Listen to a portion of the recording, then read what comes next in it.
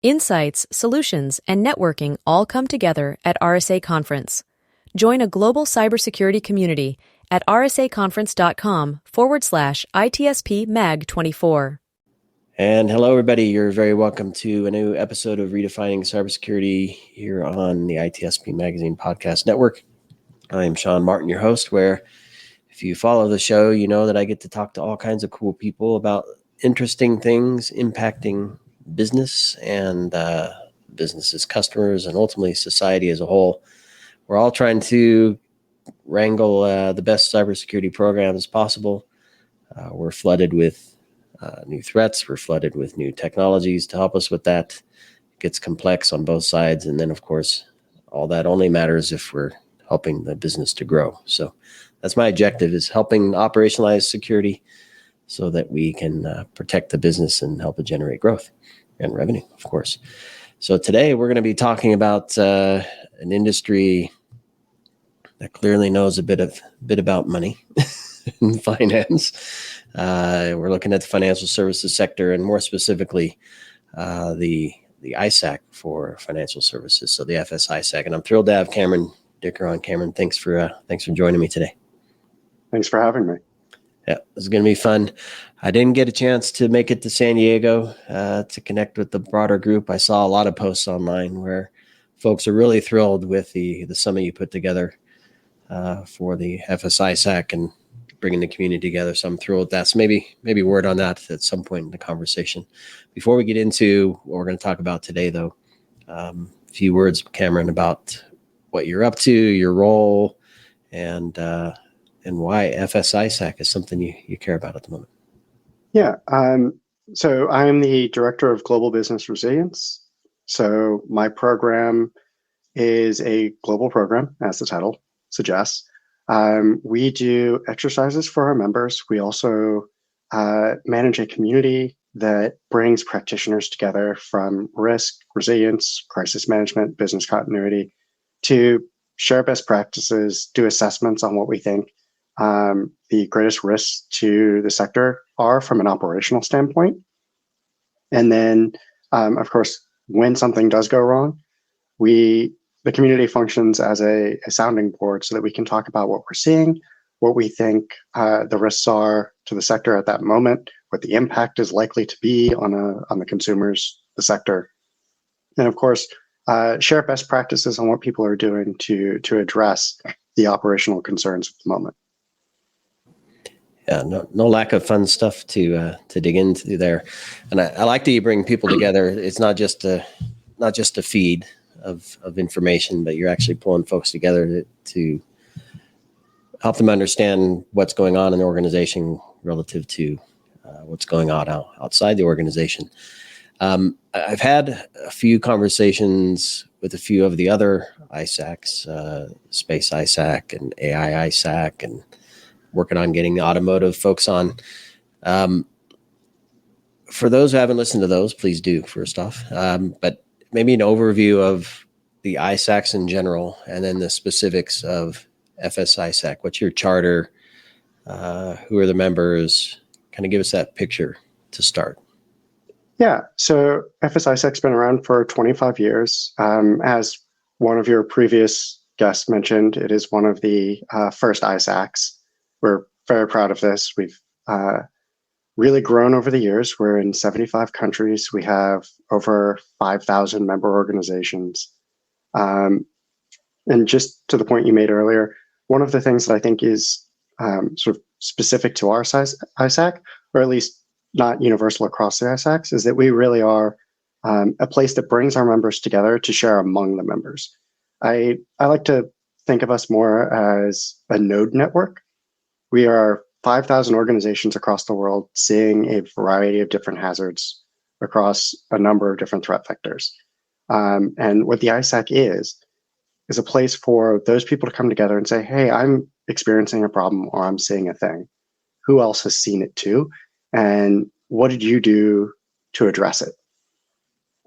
So it really is member driven from its core. Our focus is collecting from the membership, analyzing with the membership, and providing back to the membership what they can use to bolster their own resilience and security. Go ahead. I was just going to use that to pivot into sort of our general structure. We please like to think of it as 3 pillars. We have intelligence, resilience, and security. And these pillars sort of go hand in hand with each other. As I mentioned, think of the ISAC as a node network. So intelligence as a pillar collects that information, synthesizes it, validates it. And then security and resilience take that information, analyze it, process it, work with the members to see what's relevant, what's not, what's of value, what do they actually need, and what can they then add to the analysis piece. And then we provide it back out through running exercises to strengthen our process, through the development of playbooks at the sector level, or through best practices documents saying, here's how we would address this problem, here's how others are addressing this problem, and here's what we've seen that works versus doesn't work. I love that. Thanks for doing that. What I want to touch on is the global nature of this. I think, well, for those who are aware, the ISACs were founded as a government initiative, correct? And one might think then it's limited to U.S. companies. Of course, especially when you get into the financial sector, many of those organizations operate internationally on a global scale. So it's not a surprise to me that you have so much presence in other countries. But maybe a few words on that, because do you see differences between how FS works in North America versus Asia versus Europe versus APAC? Sure.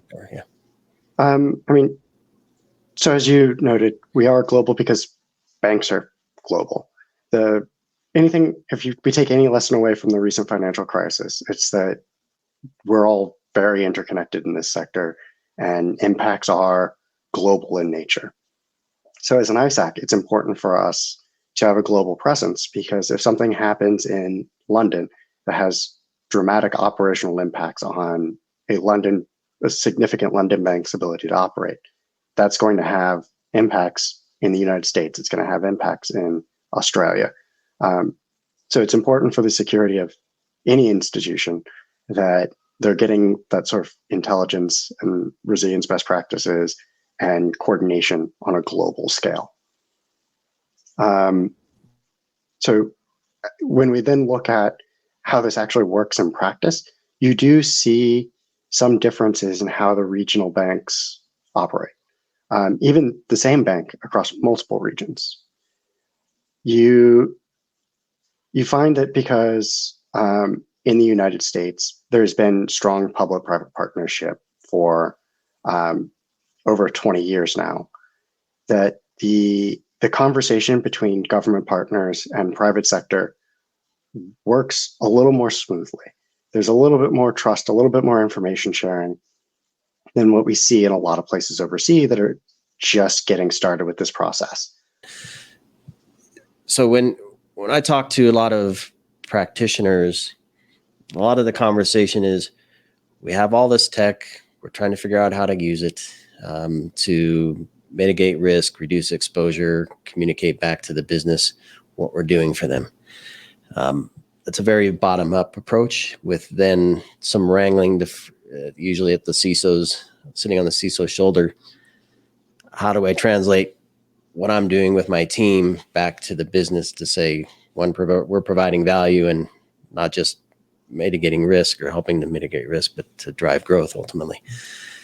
Where I believe FS-ISAC and other ISACs have an advantage is you kind of look at the market and what's going on across the business of financial services and the objectives there, and that then could potentially drive back down the other way. So is that a correct assumption, or are there other points that you'd make in that regard? Yeah. So the way I like to think about it is, from a financial institution, it's all about sort of improving business efficiency and reducing risk. And IT was a huge boon for the financial sector in this space.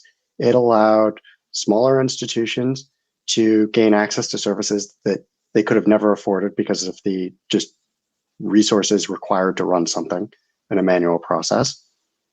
It allowed large institutions to run them cheaper and more efficiently, which then moved a lot of process from sort of that wholesale large investor piece to the retail market, which is ultimately good for consumers.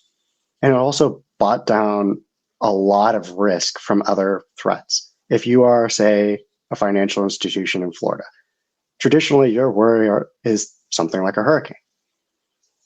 Through innovations in IT, you can have a data center in the cloud that's running in Ohio.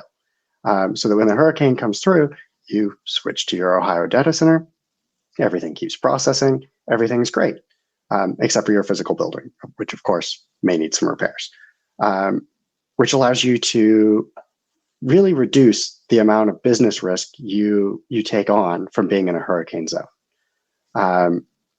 This really played out for the financial sector in the pandemic. When a lot of sectors moved to working from home, the financial sector was already so heavily invested in IT that this was in large part not a huge problem to overcome. We already had the capabilities in place. We were already, even when we were in our office, remoting from the office into wherever it is we stored our data.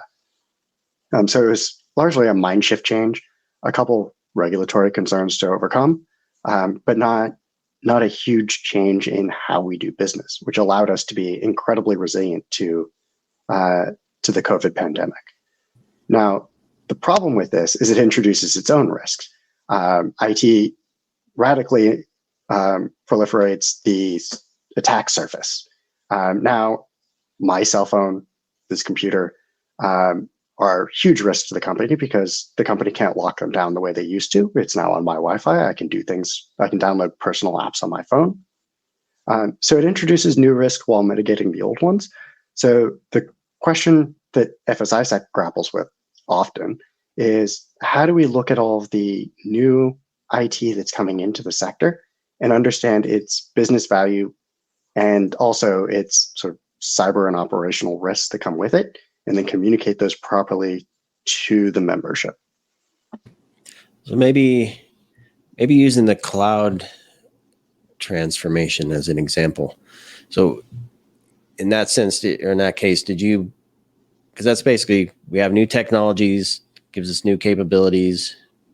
We're gonna the whole thing about that is scale, right? Cloud scales. So we can do so much more efficiently, maybe even less cost. Did you bring the members together to say, here's what this means to our sector? This is how we think we should approach it, and here's how we look at risk in that? Or was it member driven, where they're saying, we've been told we're doing this and we need help understanding what it means? Or is it kind of a combination of those? So it's a combination of both. And I actually started the cloud conversation in the sector from my previous job as a member of FS-ISAC, where I was the Deputy Director of Response and Recovery for the Department of Treasury's Office of Cybersecurity and Critical Infrastructure Protection. And the FS-ISAC and Treasury partnered together to run a series of tabletop exercises on cloud to try and identify what we thought the actual risks were today and 5 to 10 years in the future. Those started, I want to say 2019, a little bit before the pandemic. Since then, we've had several follow-on exercises to measure our progress, see how things are going. There have been a couple papers. I believe Treasury published one 2 years ago, almost. And then the sector, through FS-ISAC and organizations like the Financial Services Sector Coordinating Council, have created several working groups to look at cloud and its risks and its uses in the financial sector from a variety of lenses. And what's, I think, great about the model we've chosen is we've invited the cloud providers into the working group to work with us on those risks so that they understand sort of where we're approaching this from. They can dispel myths and rumors. They can tell us about mitigations they have in place that aren't necessarily public. And they can work with us to make sure that the things we've identified in exercises get addressed before they become problems and incidents. I love it. And in fairness to a number of the CSPs, cloud service providers, certainly the larger ones have invested a lot in different sectors. I know the healthcare space, obviously financial, critical infrastructure. They invest heavily to understand the needs of that market. Because when I think of financial services, it's all about onboarding new customers and getting their transactions completed, right? With minimal hiccup and limited liability back to the company to have to cancel that transaction. I want to bring it to well, before I go there, talked about cloud, we talked about remote. Are there other areas that you see other areas where we're heading that might be as impactful? I can think of a couple, like Gen AI, hard to avoid that one as a topic, but another one that strikes me like something like open banking, where everything's driven by APIs. So are there things like that you see on the horizon where the members of this group really need to start to think about? So one that's not on the horizon, but is sort of, we're in the thick of it right now, is the proliferation of sort of the use of third parties to run financial services. Mm-hmm. Yep. As I mentioned earlier, there are great efficiencies in doing so.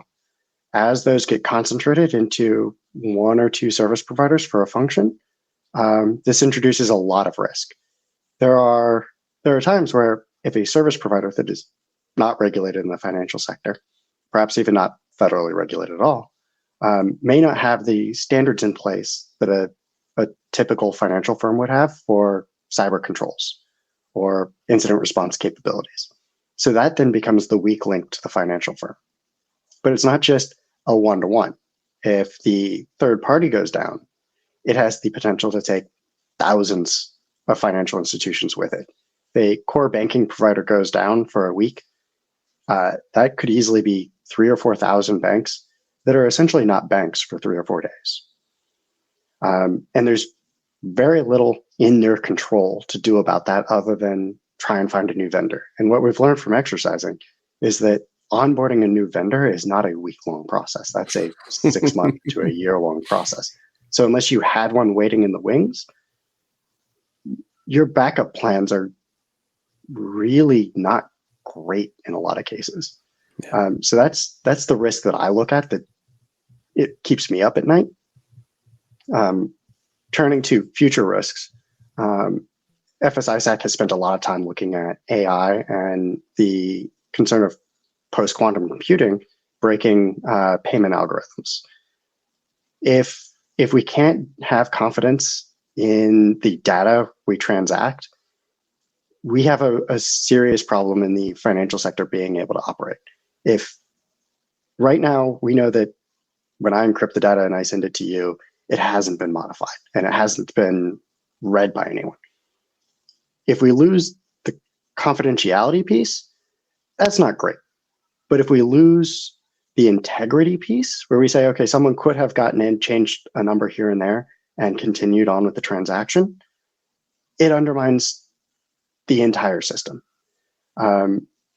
It is something we've begun to exercise. We've started looking at, and really the question is, when would we know that post-quantum has the ability to break our cryptographic algorithms, or would we just be in the dark for years while this is happening to us? And once we learn, is there a safe alternative, or do we just accept the risk? These are things that our working groups are currently working on. Yeah. And two things come to mind there. So I don't know how many years ago, it's probably 10 years, maybe, I don't know, 15 years, perhaps even. I believe it was the Estonian banking system was compromised, and a number of transactions were not real or not authentic in some way or another. And I was working with a company out of Estonia to help solve that problem. And then the other point in terms of being in the dark, I've spoken to another company recently that their position is a lot of the data necessary to crack and the data that would be valuable once exposed through cryptographic or quantum reversal. They're saying a lot of people are collecting that now. so that once it's possible, they can go back across gazillions of things for many years and get lots of information. Obviously, financial services data or the transactions are pretty real. I don't know if it matters changing a transaction 3 years ago, maybe, who knows? But anyway, it's interesting times for sure. And I guess that really hones in on, I think a lot of people do miss the mark on integrity. I think there's a lot of focus on privacy, the confidentiality piece, and availability, which I even mentioned too, right? How can we onboard somebody quickly and get their transactions through? The resilience is a key part of that. Obviously, that's where you focus a lot of your time. Tell us a little bit more about your role and some of the things you do. You mentioned the playbooks and like that, but talk through some of the stuff you work on with the members. Sure. So I would say the bulk of the activity my team focuses on would be exercises. We provide exercises to our members in a variety of different types. We have sort of technical hands-on keyboard exercises that we provide that just allow bank SOC analysts and network defenders to stay sharp on their skills. We then do tabletops at the policy level. And these look at the threat landscape that we gather from the intelligence pillar and from what members bring to us through our exercise community and say, hey, our bank is really struggling with X, Y, and Z. Can we look at that? We run a number of these every year where we bring people together and they share best practices. We try and assess where we think the actual gaps are. And then we write a report that says, here's what we learned. And here are 5 things we think you can do about it. We have a committee in each region that sort of collects those, works with members to spread the word, kind of tracks, if it's within FS-ISAC's wheelhouse to do something, tracks that we're actually looking at it and doing something. These are also great opportunities to bring our government partners in and say, we get that you're interested in doing a rule on this thing. Here's what we know about it. Here's where we think the actual risk is in this space based on these exercises. Come exercise it with us so that when you write the rules, you're informed on where the actual risk is and what are sort of the red herrings in this space. We then have what we call functional exercises. And these sort of look at what we learned from the tabletops and say, okay, you have a policy in place that says you can do these 3 things. Now's the time to put your money where your mouth is and actually prove that you can do what's in your policy. We spend a functional exercise is usually 2.5 days, and you act out the actual steps to see if they actually work. Are you missing anything? And what's great about those exercises for a sector level is that ultimately there's always something new that you uncover that you get to work on again. So these are my favorite because the problems are relatively endless, but at the same time, you see constant improvement year after year after year. We've been doing these in the sector I've been exercising with the sector for almost 10 years, and I've seen tremendous improvement when we revisit topics and run them again. So the functional exercises, I think, are great for measuring that. Outside of exercise. Yeah, because I want to pause there quickly because yes, you could have a policy. Yes, you can have the technology that helps you implement the policy. But if you don't have the operations or the procedure down and your team doesn't know it, right? Like it has to be second nature. I was talking to somebody the other day of somebody new in baseball or softball and catching a ball hit to them at first base and throwing it to get somebody else out at a different base instead of tagging their own base. Just not having that second nature. Well, I do this, this, and this in that order because of this scenario. But if the scenario changes slightly, I'm going to do this and this and this differently. So I think having the context and the practice is super important. That comes back to the team and the procedure and exercises, like you say. Super cool. I mean, we see a lot of people write in their plan, we would call FS-ISAC. Yep. Great. How do you do that? Who makes the phone call? And who in FS-ISAC do you actually call?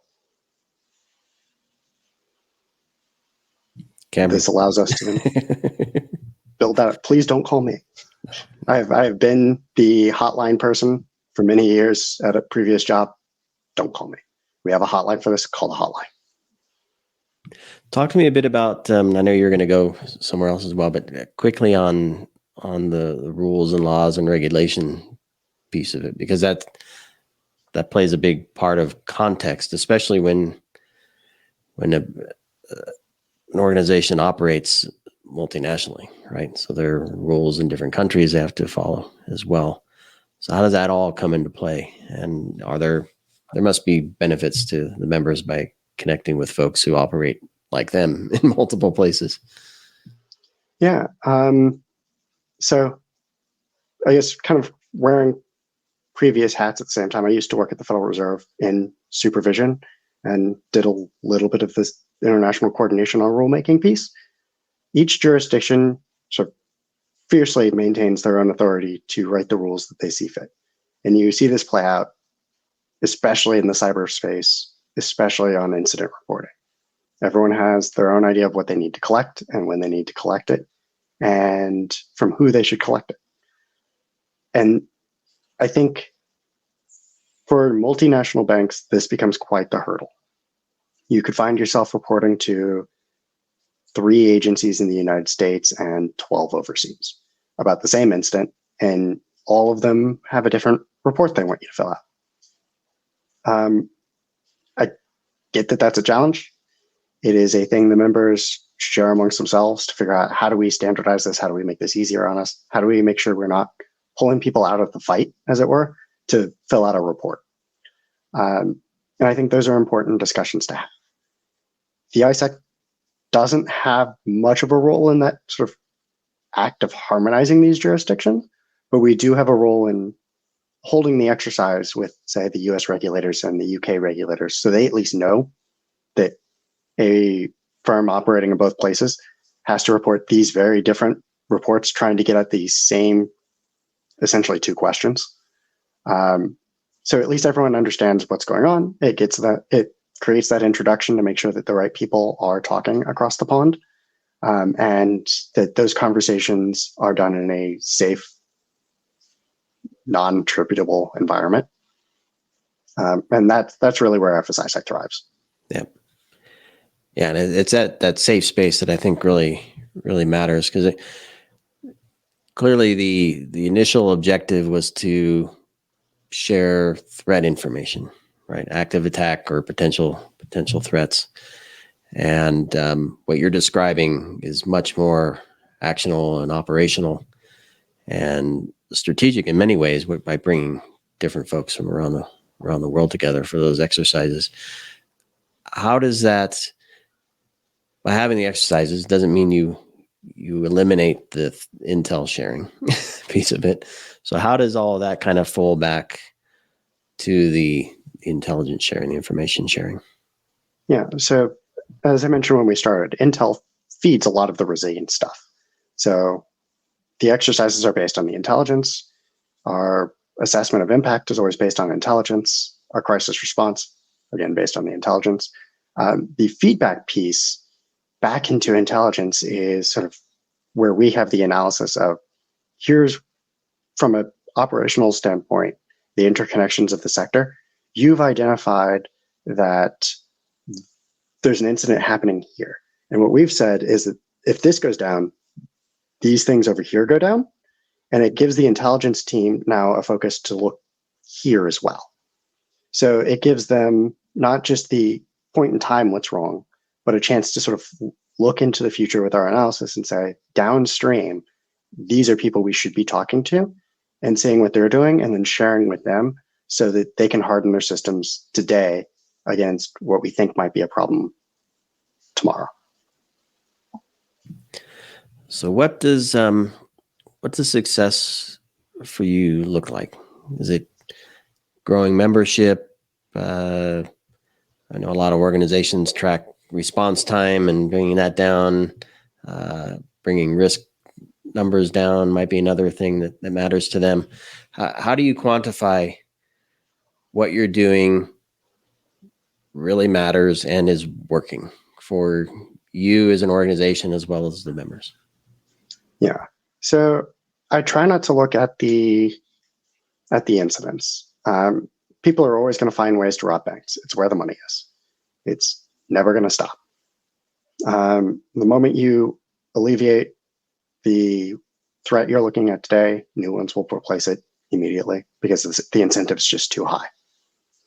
What I view as success is, are we learning from the exercises? Are we learning from the past incidents? Or are we making the same mistake over and over and over again? For me, success is that the new problem we're facing today isn't the exact same problem we were facing 5 years ago. We've at least moved the needle. Not that we've reduced the risk. I think we're just changing the risk. But are we adapting? Are we growing? I love it. And as we close here, and I'll give you a chance to say any final words you like, but a question I like to ask is, given what we talked about today in your role, looking at resilience across the financial sector globally, what do you think your sector specifically needs to do to redefine security? What can we do differently? That's a big question. So I think there are a couple things. I think to really enhance our security, we do need to share more and more often. I think our community does a very good job of sharing. Certainly better than we were doing 5 years ago. Definitely better than 10 years ago. The things we're very good at sharing, though, are the IOCs, indicators of compromise, which is fantastic. But if we could move to that next level and share what are the actual, practices we're seeing by bad actors in our network, what are the tactics they're deploying, what are we seeing that we can actually use that isn't going to be unique to the incident. IOCs are so easily changed, but threat actors tend to stick with the tactics they've got. If we get to more sharing around that, those things that carry over from attack to attack, I think that improves the sector's resilience significantly. And then, as anyone who's ever dealt with our exercise program knows, I think we need to move the exercise needle as well. A lot of our exercises focus on a fictional firm experiencing the problem, and then we discuss, if we were the fictional firm, what would this be like? Or if we were partners to it, what would that mean for us? I do think we need to move from talking about fictional firms in our tabletops to talking about the actual firms that would be experiencing this problem in real life. I think that depth that comes from really looking at real firms provides a level of analysis that you just can't get from a fictional firm. And those are the pieces where that's the part where we're going to find the real sort of nuggets of what to work on that are really going to enhance the resilience of the sector. But it's hard. It's scary. Yeah, the extreme would be let's cover a real case. Yes. Which even more value there, but probably even a little more scary. No one wants to be the one who for 4 hours is talked about as having failed. No, exactly. Hopefully we get closer to that point, though. I think that's the only way we really learn. So I'm thrilled to hear about all the cool things you're working on, and maybe a final word from you, Cameron, on call to action for current members, pending members, the financial sector at large. I think my call to action would be get engaged. If you have a topic you're interested in, chances are FS-ISAC's looking at it. It's not just the hardcore cyber folks. We have business continuity, we have fraud. If you are looking at a risk, we have a community for you. Get engaged, get involved. It's how we make progress as a sector. And if anything points to the community, I mentioned at the beginning, but a lot of positive feedback that I've seen online from the stuff you pulled together, most specifically around the recent summit you had. So, Cameron, thanks a million. Thanks for doing what you're doing and bringing folks together to have those important conversations. And thanks everybody for listening and watching today. I'll put links into the show notes to connect you to the FS-ISAC and any other resources that Cameron wants to point us to help us continue to learn about what's going on there. So thanks again, Cameron. Thank you. And stay tuned, subscribe, share, and keep well, everybody. Thank you. Insights, solutions, and networking all come together at RSA Conference. Join a global cybersecurity community at rsaconference.com/ITSP Mag 24.